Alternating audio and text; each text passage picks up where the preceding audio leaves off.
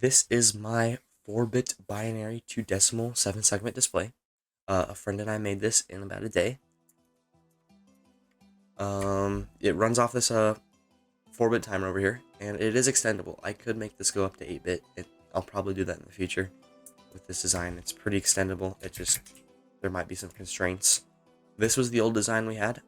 It was like based off data transfer, like it's got multi-AND gates. It goes into the back, and then it will power this specific module.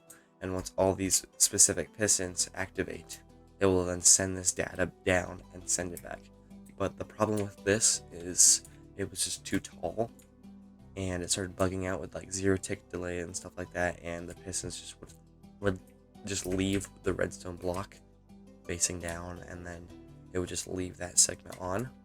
So we opted for a different design where we only really have it 2-stack, and it just goes along this bus, and it works pretty well. It's all pulse activated, so there is issues.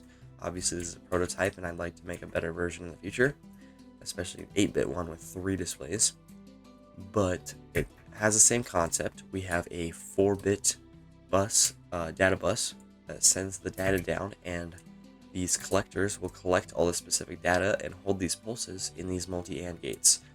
Once the data goes through for a specific AND gate, it will then send the power across to these modules.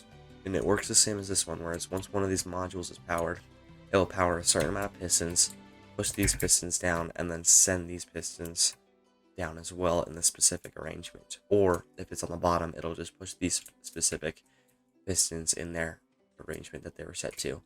It's not necessarily the most efficient, I think, or the most compact.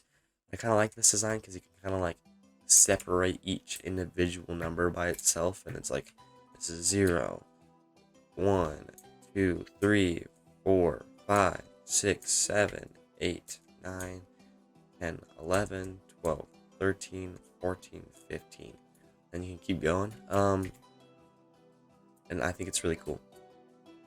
Something that I found out was really cool about building this was using powered rails. I've never thought about using powered rails for data transfer, but it's really awesome. It's super compact. For this use case, it's really convenient, I believe.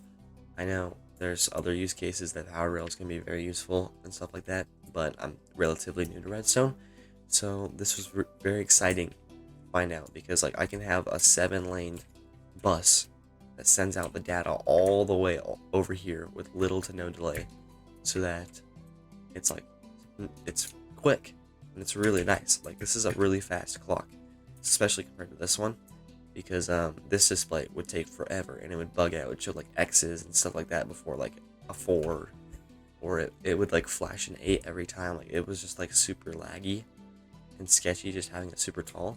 But having it in this design, so it's more quick, I want to say more compact, but it's more robust, and it has 2 displays as well.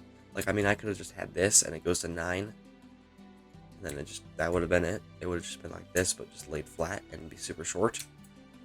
But I wanted to make one that was like all the way up to like 15, 4-bit. But yeah, this is my 4-bit binary to decimal display, and it's pretty cool. Leave a like if you guys like this. Let me know in the comments anything I could do in the future or should have done to make this thing like just run better in this like specific design. But thank you. Let me know what you guys think.